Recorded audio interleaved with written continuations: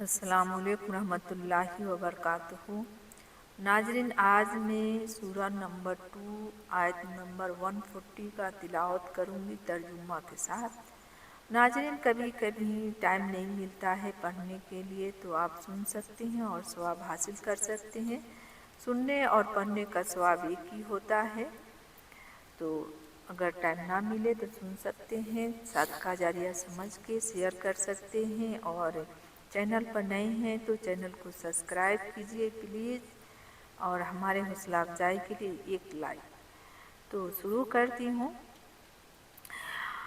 اعوذ باللہ من الشیطان الرجیم، بسم اللہ الرحمن الرحیم۔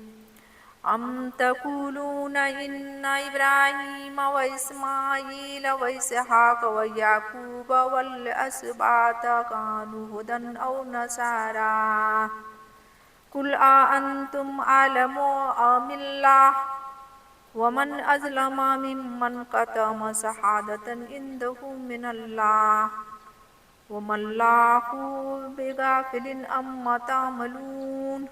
ترجمہ: کیا تم کہتے ہو کہ ابراہیم اور اسماعیل اور اسحاق اور یعقوب علیہ السلام اور ان کی اولاد یہودی یا نصارہ تھے؟